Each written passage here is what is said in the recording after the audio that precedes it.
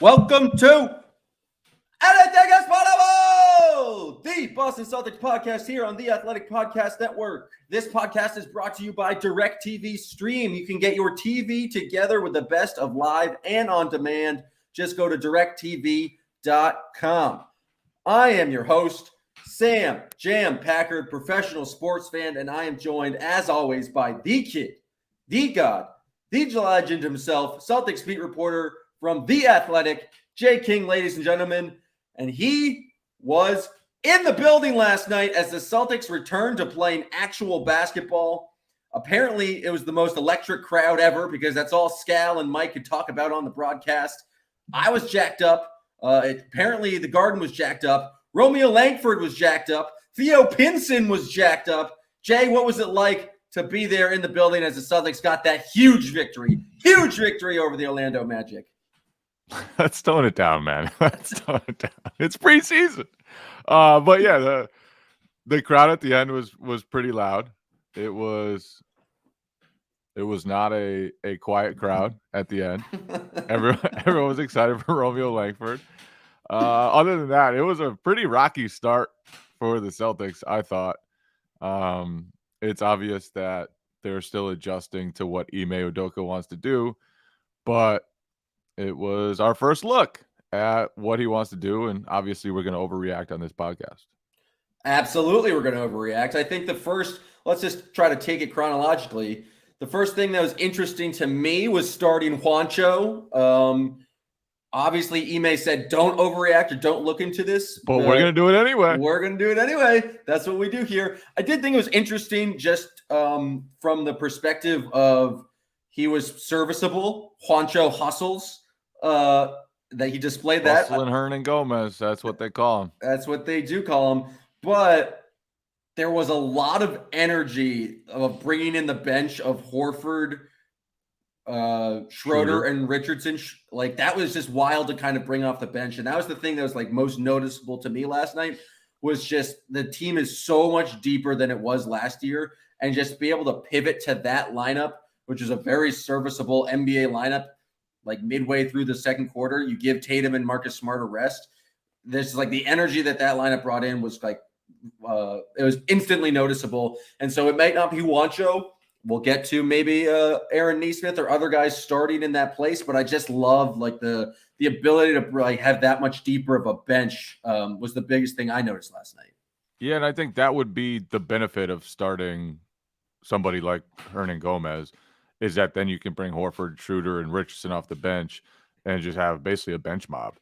Like all those three guys are NBA starters or close to it. Like they're certainly rotation players anywhere in the league. And so that would just be a very formidable bench. The speed just of that group just really was pretty eye-opening. I thought that was the most impressive part for the Celtics. And they didn't even play well. Like during that second quarter when they were on the court, things were ugly.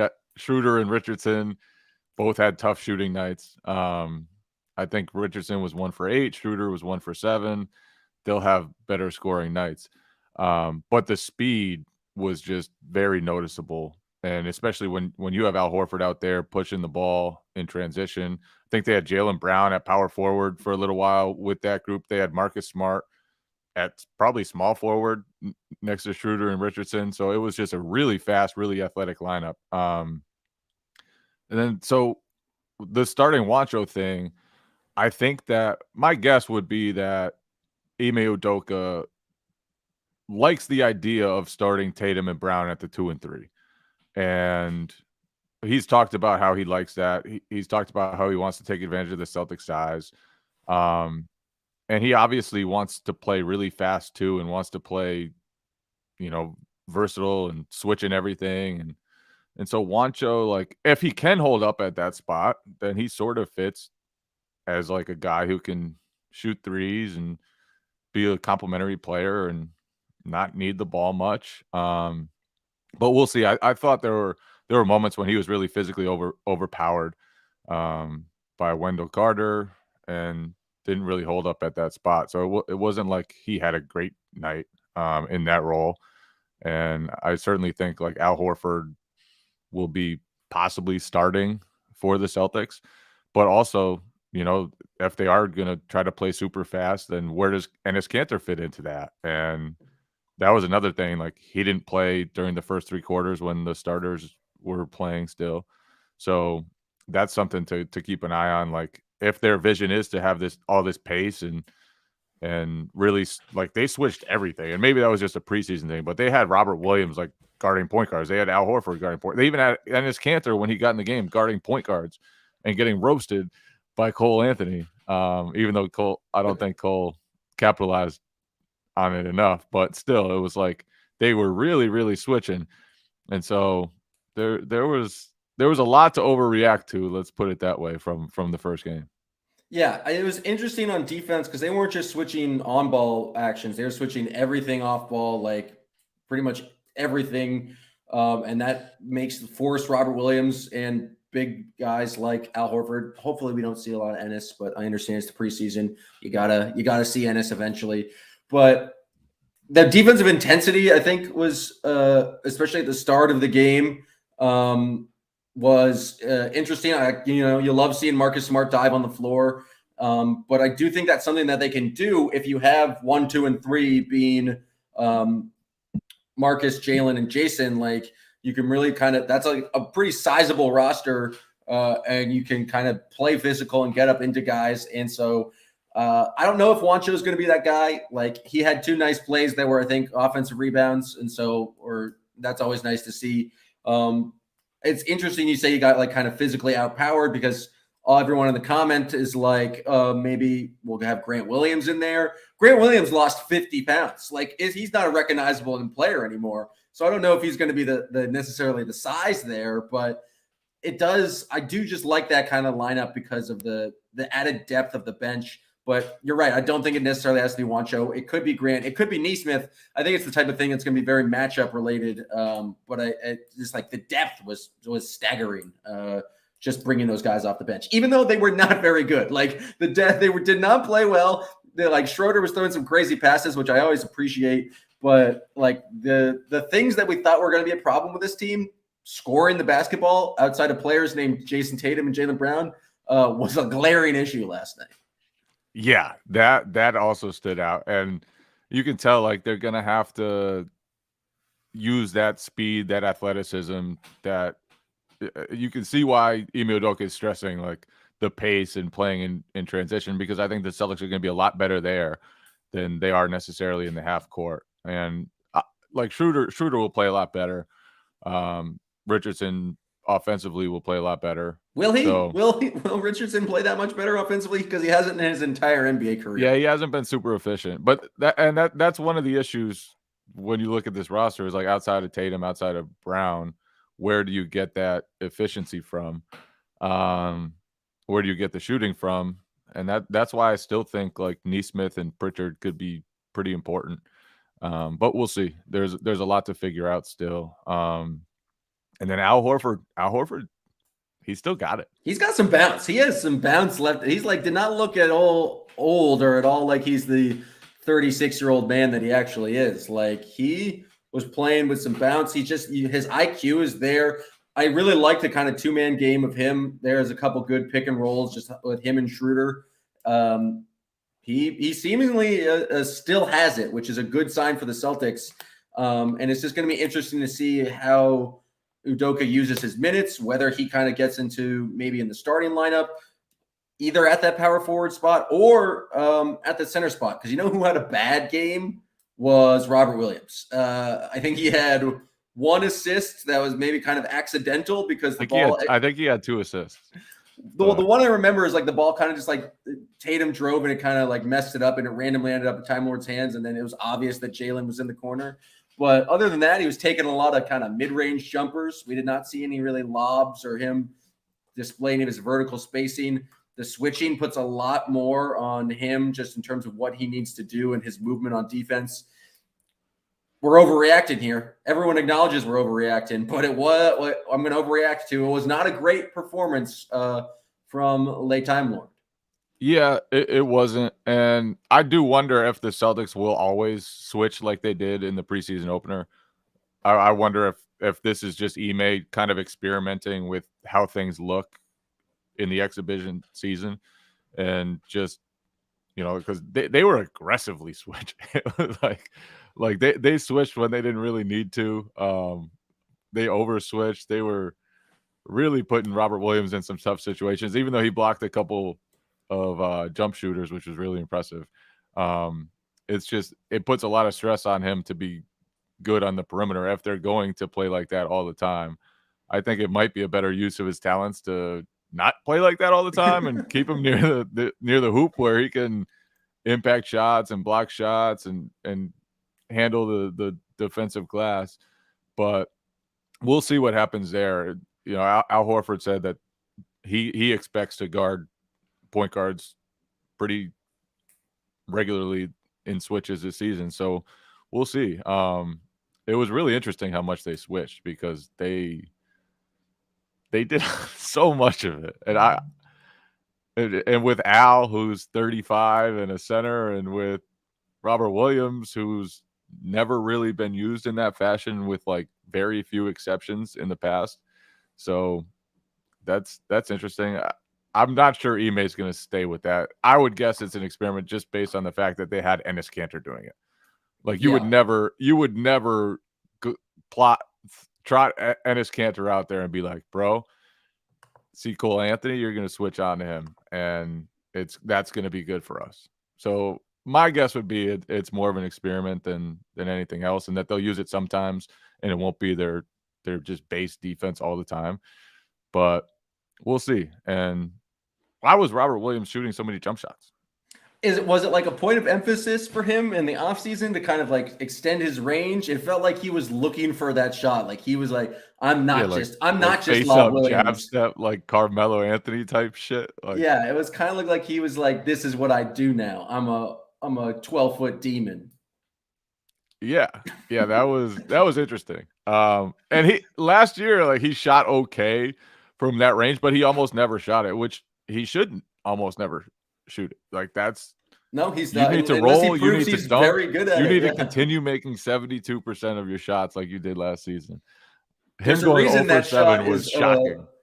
On all, like, it was all jump. I think he had one missed dunk, but like the rest were just like strict sweet jumpers. Like, I don't know. I was trying to think of an old school player who plays like that, but clearly my NBA knowledge is like, who is the king of the mid-range jab step face-up game? Tim Duncan? Oh, yeah. He used the glass a lot. I want to see if Time Lord's going to do it, he should at least use the glass. At least be classy about it. One thing that hasn't changed, Jason Tatum is strong and very good at basketball. He had his quarter where he just kind of took over. Seemed like he got the ball a lot, kind of by the basket. Had that very impressive dunk over, was it Mo Bamba? Well, no, it was Wendell Carter. It was Wendell Carter, yeah. That was mighty cool. He is quite large. He took all the weight that Grant Williams lost and put it in his own muscles. He's still very good. The other thing that was interesting was Jaylen Brown took 16 shots, 12 of them from 3. Like, Jaylen is clearly very willing to shoot. Like, those two guys, there's no real reason for concern. It's just they're still quite good at basketball, specifically on the offensive end. Yeah, the Jaylen shooting a lot of threes, that was a trend that kind of started at the beginning of, or the middle of last season, when the Celtics coaches asked him to move some of his mid-range jumpers back. And from that point on, he was one of the highest volume three-point shooters in the league. He just keeps growing more confident, more comfortable with that shot. So a lot of the shots he took, like, they were tough. They were with guys in his. It wasn't like he was taking wide open threes. And he was very quick to like come off a screen and be like, "I'm taking this 3." Like some obvious ones in the corners, but some other ones where it's just like maybe that wasn't the best shot, but like I kind of liked Jaylen being that aggressive. Yeah, I think that is what the Celtics want to see, him being super aggressive with that shot. Obviously, it will also lead to other stuff and kind of open up the court for him and for others. But I thought that was promising. That I didn't think, like, after all the emphasis the Celtics have put on playmaking for those two guys, I didn't feel like they showed Made much any progress plays? on that front. The one play where Jalen went baseline and then kicked it out to, I think, Tatum, who found Smart, who fed Tatum back. Like, that was a beautiful sequence. That was started by Jaylen Brown and his playmaking. But other than that, it wasn't like they were out there whipping passes around the court. It wasn't like the Celtics had some free flowing offense that looked great. So that was not like disappointing because they were both really, really good. But if your emphasis is for them to make the game easier for other guys, I didn't think they really did too much of that yesterday. No, it's Tatum has 2 assists. Jaylen Brown had 3. It wasn't like these guys drawing all the attention and creating for others. It was also not the best night for the first Marcus Smart as point guard, considering like the first 6 minutes, he just had some of the worst turnovers I've seen him throw in a while.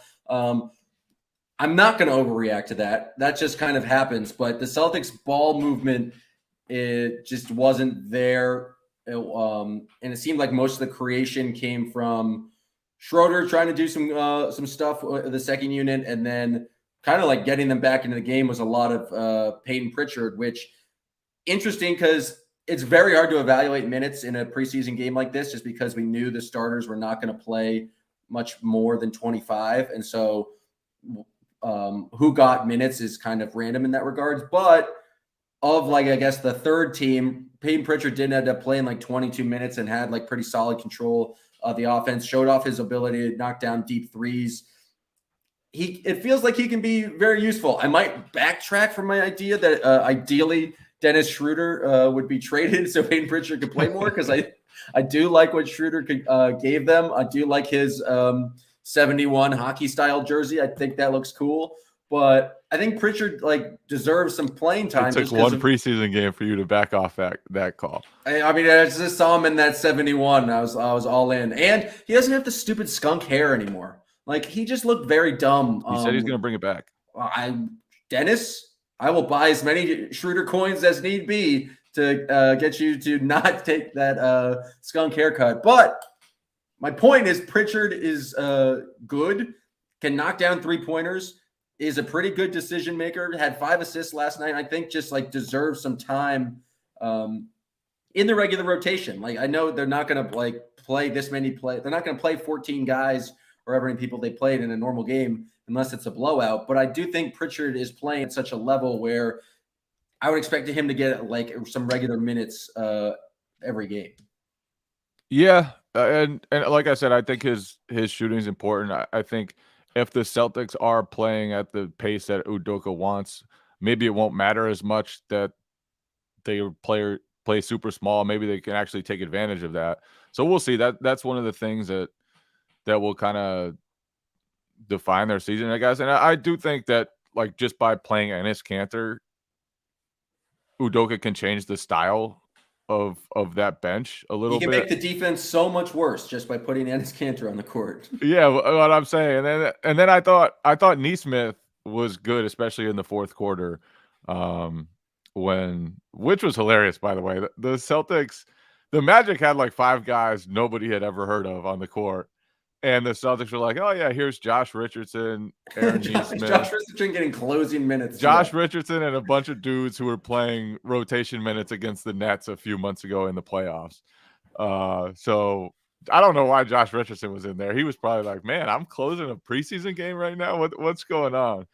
But I bet Ryan, Archie Danko, like Garrison Matthews are a little bit pissed off that they couldn't get some burn. But it was interesting. What do you think of Richardson's game? Like, obviously, he was 1 for 8 from the field. Shooting is never his thing. I think he missed. I saw him take 2 threes, so that was a nice sign because he's just not known as a 3-point shooter. They did not look anywhere close to the basket. They were not good-looking 3-point shots. His offense was not impressive, but his defense was pretty cool in terms of just he had that one great steal where he locked the guy up in the lane. He does seem to be very active on defense. Nice little defensive wild card to bring off the bench. What do you think of his kind of overall performance? Yeah, and I thought the block at the end of the first quarter, I think it was on Cole Anthony, was really impressive. I mean, offensively, it was not good. There were a couple like pull-up jumpers early in the clock. The one left-handed scoop shot Oh yeah. that like was just misguided. And so offensively, it wasn't good. And there will be moments when Josh Richardson will be frustrating offensively, I think, for Celtics fans to watch. And that will be kind of a theme, I think. He won't always be frustrating, but sometimes people will be like, why is he doing that? Why are you trying anything, Josh? That's not your job. Just do your job. Keep the ball moving. Yeah. He was a game high plus 11. If we're doing, people say single game plus minus doesn't matter. You know what even matters less? Single game preseason plus minus. Yeah. But defensively, you could really see how he's going to fit in, and especially the way they're switching, how much they're going to switch. Josh Richardson is going to be very useful on that end of the court. He's tough. He was getting into it with who was it a little bit early in the game, and I was Cole like, wow. Anthony. Celtics have a little attitude now. They didn't have any attitude last season, except when Evan Fournier called Kevin Durant a bitch. I was trying to remember this. When's the last time the Celtics were been in like an on-court fight? Not like an actual like fight, but like NBA version of a fight. Like it just doesn't really happen anymore. I can't remember like the last one that like really stood out. I don't know, but they're going to be in some this year because Schroeder is going to incite some riots. That's what Schroeder does. He's a hockey player. Schroeder's a classic hockey player. Throwing ridiculous passes. I did like Schroeder. It was weird on the broadcast. All they would do is just like, he's so much like Rondo. He's so much like Rondo. He does move like Rondo. He doesn't play like Rondo, but he moves like Rondo. Which is pretty cool. He had some nice steals as well. Schroeder just does like some crafty veteran things. That's the biggest thing I'm taking away from this game is just the bench. Like the moment they came in with Schroeder, Horford, and Richardson, and you could still leave in, I think, Jalen and Robert Williams. I don't remember the exact substitution pattern, but it was Jalen, Marcus Smart, Schroeder, Richardson, and Horford. Yeah.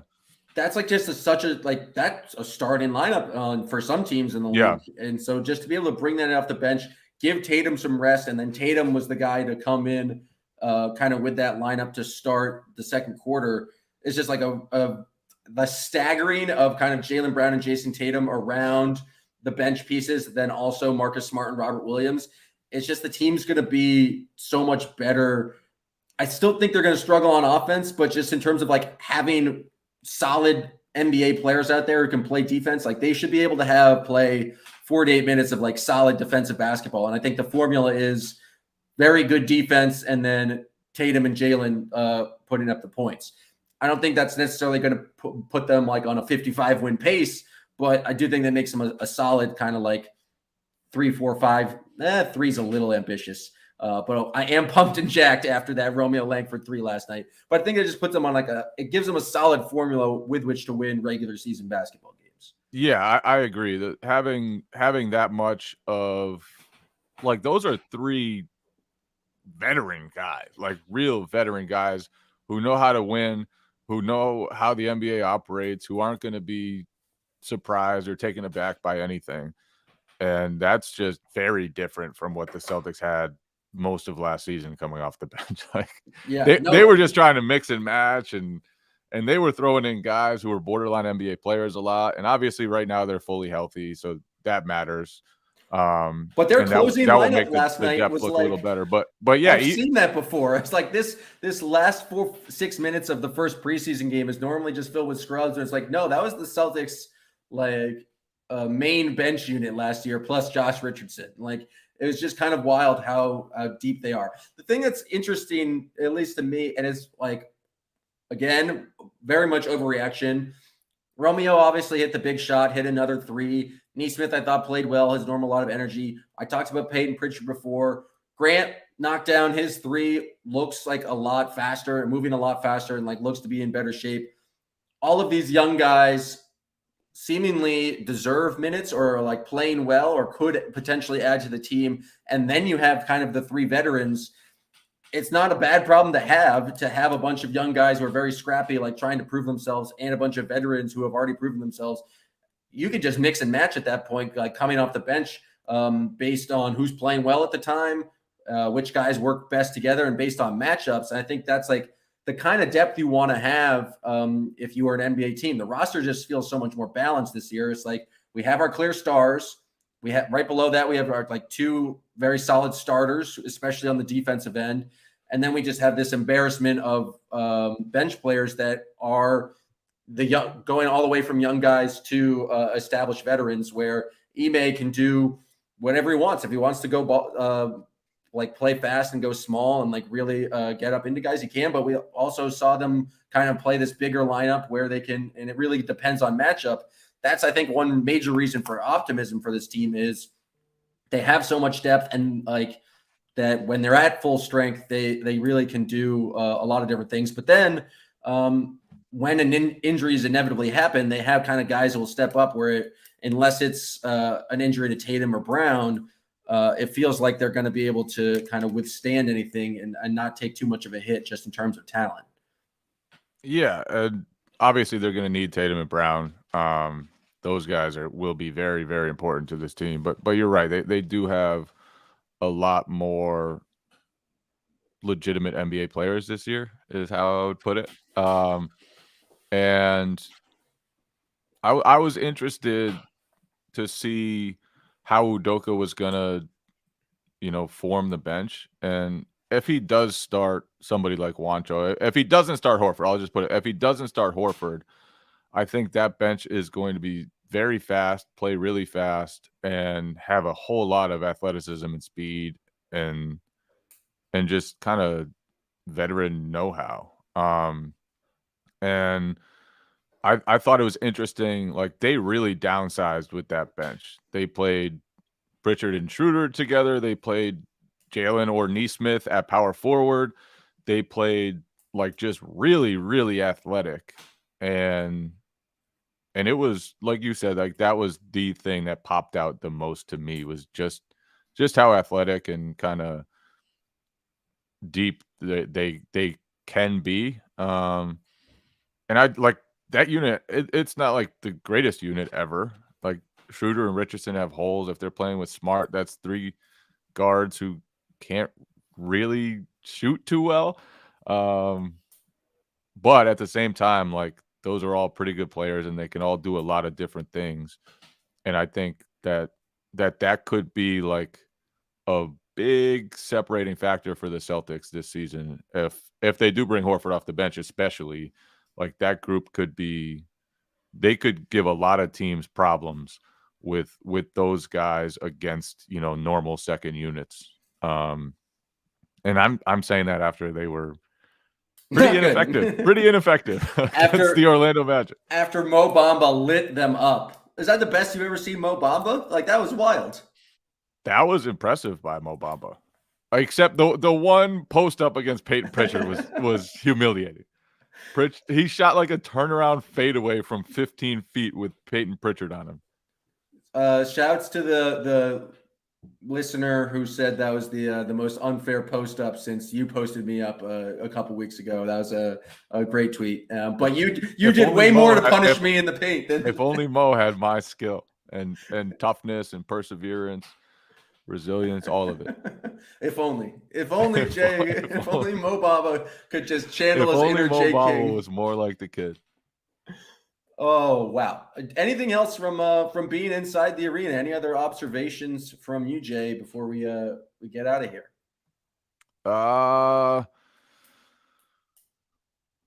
The other, like, the rotation things, the Cantor, like, just not playing until pretty much garbage time. Was that surprising? Like, at what point would you have put in Cantor? I just think he's clearly like the bat. Like, if Horford's going to be kind of a backup center and come off the bench, then I just don't see Cantor playing that often.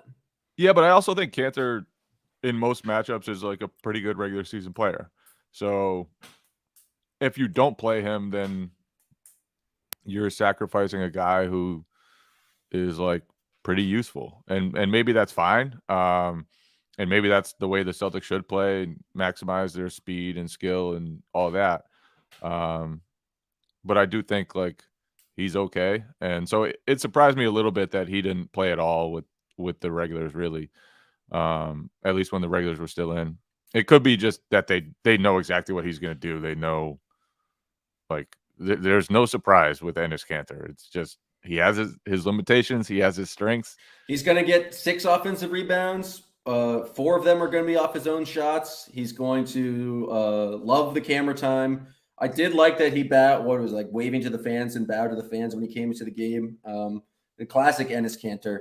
But yeah, there are no surprises there. I was like less surprised. Like I just didn't. He feels like clearly like the third string center, and so he played with like the third string, which was like basically what the team had in the fourth quarter. Yeah, and then the other piece was that the other Theo Pinson was really active on the bench. No, I was gonna say the other rotation thing that stood out was that Nesmith played and Romeo Langford didn't with the regulars. That wasn't a surprise after Nesmith kind of outplayed Romeo for most of last season and especially toward the end of the year. But you know that was notable. And Nesmith's still playing like he's shot out of a cannon, still doing crazy things, which you like to see. But yeah, it's not as surprising just because it feels like he's more established of a player right now, as Romeo can just do more on the court. Although Romeo knocked down the game-winning shot in building off his he's momentum. Mr. Clutch. Yeah, he did it in summer league. He's Mr. Clutch. Maybe two, he's the late game-winning threes now. Maybe just save him for late game situations where you need him to knock down that. Dust him off in a game 7 of a playoffs and just bring him in with like 7 seconds left when you need a 3 ball. Maybe could be Romeo's career path. 2 more observations about the game, and then I forgot. There's a very important discussion we need to have. But these are just some junk drawer observations. Arbella Insurance, no free ads from us, but they invested in what was it like? You probably didn't see it. 15 Taco Fall advertisements. And so all season, we're just going to be seeing Taco Fall ads, which I think is hilarious. But you know what? Maybe it's a little bit. Maybe Arbella got a little too excited by making Taco Fall their official spokesperson. But if he makes more people get insurance, that's great. You're talking about it. You would never talk about anything else if they had anyone else. That is a good point. Well done, Arbella Insurance. You won this round. They got you. Speaking of advertisements, Eastern Clothing of Watertown is back. I don't know where they went. They were like a staple in Red Sox advertisements for a decade. We're gone for the next decade, but now they're back. And as someone who grew up in Eastern Watertown, it's nice just to see a little local business that could making its way back onto the main stage. So shouts to them. And that's about it. Anything else from the game before I get into the very important discussion of who should be the Celtics captains? I love the reaction after Romeo hit his 3. Everyone was just all sorts of fired up. It was led by Theo Pinson. Theo Pinson has 0 chance of making his after team. The game, it was led by Theo Pinson. At the time, I feel like Marcus Smart was one of the guys who was just like hollering in his ear. It was, but then after the game, Pinson was in there. Schroeder shoved him. It was electric. People were excited for Romeo. Who changed his number because he said the previous number made him look chunky. That is such a Romeo answer. Probably the best thing said after the game by anyone. Yeah, the 45 made Romeo just look dummy thick, which is absurd because at no point did anyone ever accuse Romeo Langford of being chunky. I wonder, and it was great because it's like he played all of Summer League with that number, right? Yeah. And I don't think anyone ever asked him about it. So like, did he have that answer on deck for months just in case someone asked him about it? And he'd be like, yeah, 45 was just too fat. Just didn't make my figure look good. Were you wearing 45 when you played against me? I came back with the 4-5. Well done. Well pivoted. All right. We'll finish this off by answering the question, who should be the Celtics captains? Ime Udoka said the Celtics will have not 1, but 2 captains heading into the season. He has yet to name them. Now, I had an initial reaction. I was like, oh, obviously this should be Marcus Smart. but I actually think Forsberg might have talked me out of it on the pregame show. And now I'm Why thinking. did Forsberg talk you out of it? What did he say?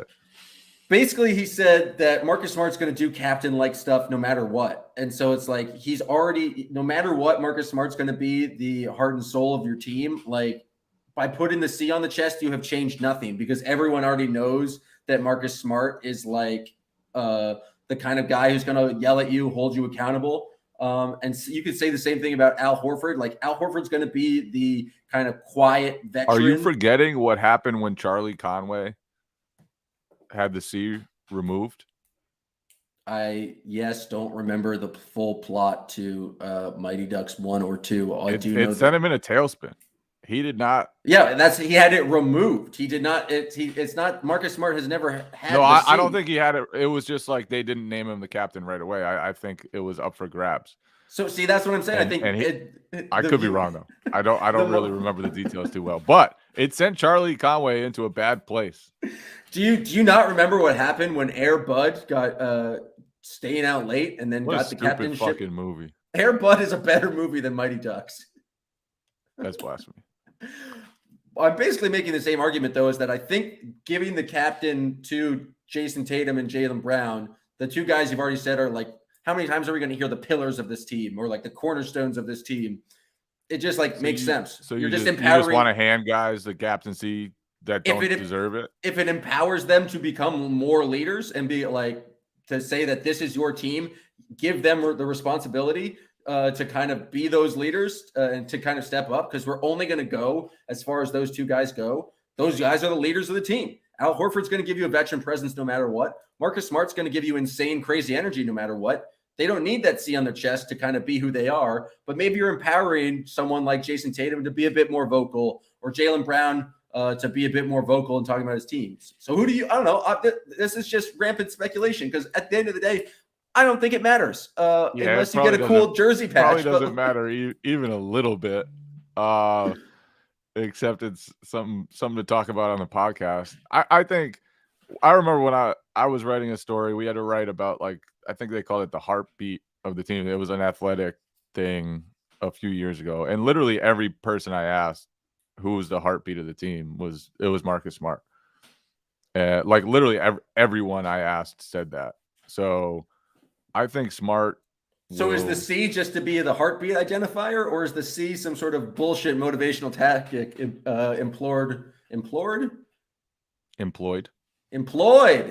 And that's why you're the words guy and I'm the talky guy. Is it just some sort of, I'm the law talking guy. Is it just like, I don't get the point of it. Like the Celtics have operated without a captain for how many years? Since Rondo, I think in Stevens' first year.